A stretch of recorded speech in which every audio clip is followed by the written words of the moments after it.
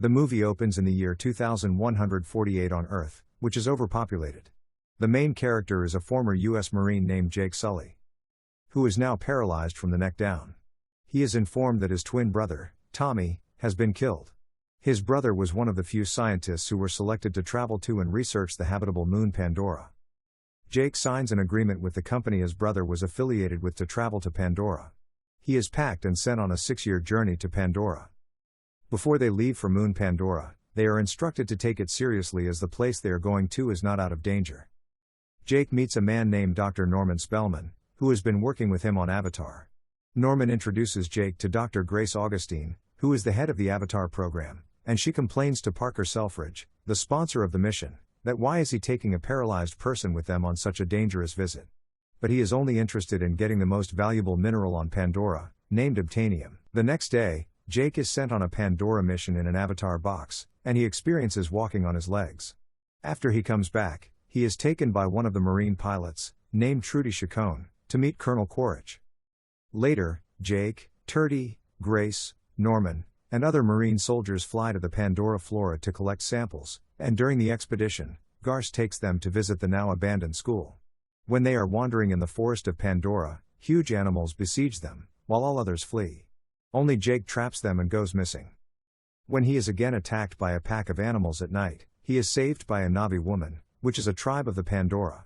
The Na'vi woman, whose name is Neytiri, is the daughter of the master of the tribe. First, she is reluctant to talk to him, but later, when he insists, she takes him to her tribe. After he convinces the tribesmen that he is a historian and is on a mission to explore the world, he is given permission to learn their art of fighting. He then reverts to human form and updates his team on the situation in Pandora.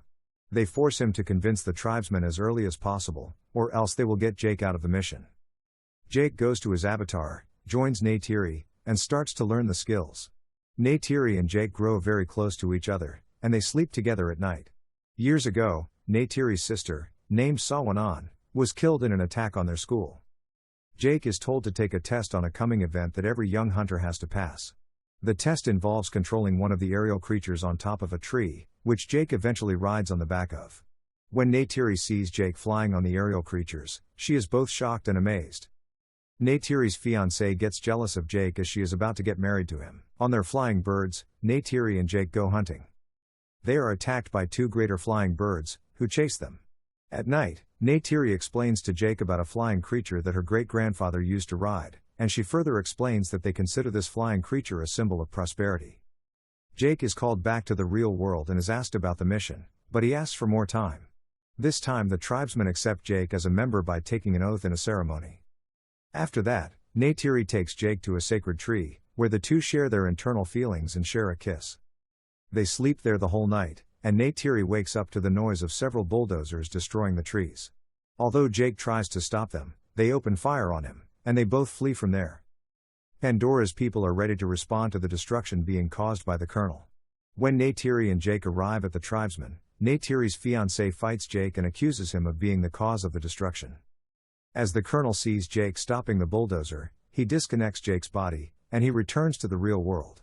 After much argument, Jake is given an hour to convince the people of Paradora to hand over the invaluable stone to them, or else they will destroy their whole territory. This time, when Jake goes to the tribe, he reveals his identity. He is one of those people who just tried to destroy their tribe.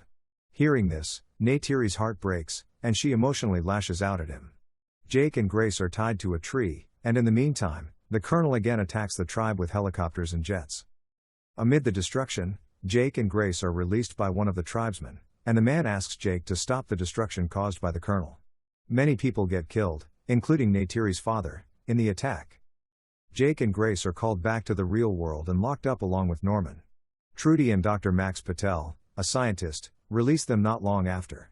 They then take a helicopter and start towards the Pandora, but before they have left, the Colonel comes to know about them, and he opens fire at them, injuring Grace.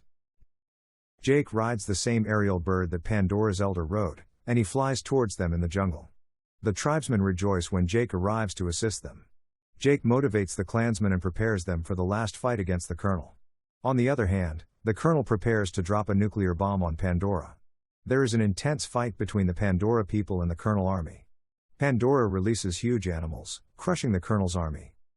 Pandora also releases aerial birds that are larger in size than helicopters. After the Colonel's jet crashes, he rushes to cut Jake's connection with the real world. Before the Colonel can kill Neytiri, Jake intervenes and fights the Colonel. Neytiri dispatches the Colonel with 2 arrows to the chest before he slashes Jake's throat. Finally, the Colonel's army is sent back, but Jake is allowed to live with the Pandora people. The movie ends there.